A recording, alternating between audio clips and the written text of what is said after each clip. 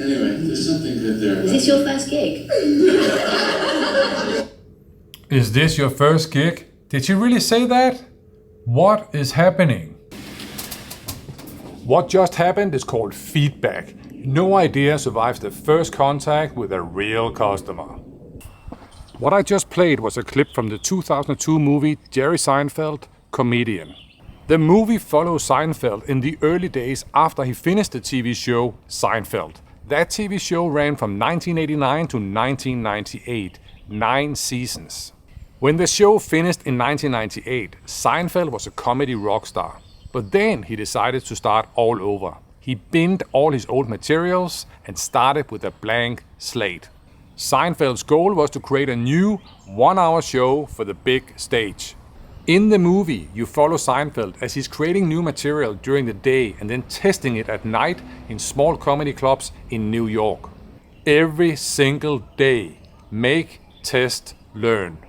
Getting up on stage every night, anywhere he can, early, late, it doesn't matter. You even see Seinfeld walk into a comedy club one late night when the club is about to close. Seinfeld was not scheduled to perform, but he managed to get on stage as the last act that night. That's what commitment looks like. So Seinfeld writes and performs on stage every single day. Make, test, learn, rinse and repeat. And Seinfeld develops the material in stages. He starts with the first 5 minutes, gets on stage, delivers it. Based on the feedback, he makes adjustments. Then he does 10 minutes, 20 minutes, 30 minutes, and he keeps going until he gets to the full hour. And when Seinfeld has nailed the full hour, he can go on the big stage in front of a big audience. But, as you will see in the movie, it was really hard work. And then this happened.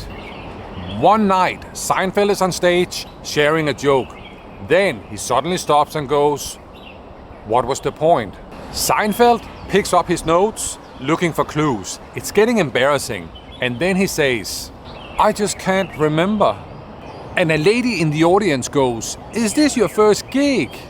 Everyone laughs. Seinfeld responds, "These are just thoughts. This is how comedians develop new material." As you can see, it's quite painful.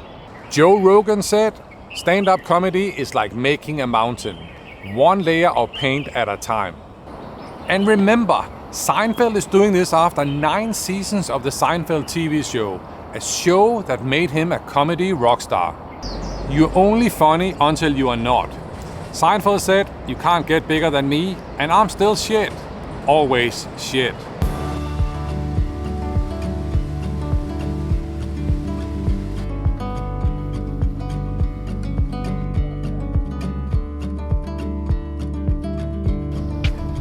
So what's the point?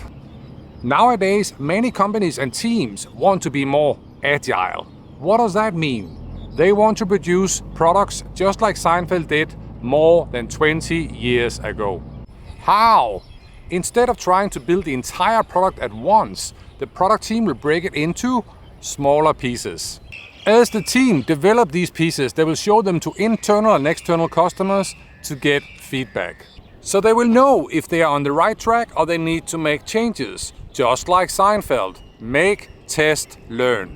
But here's the cool thing, it also works for you as an individual. When I started playing guitar many years ago, my teacher told me that it was a lot better to practice 10 minutes every day than 1 hour every Sunday. The same is true for work. If you want to be better at coding, code something every day. If you want to be a better presenter, present something every day. And if you want to be more creative, look for daily inspiration. And then test your material and test it early. Test a little before you test a lot.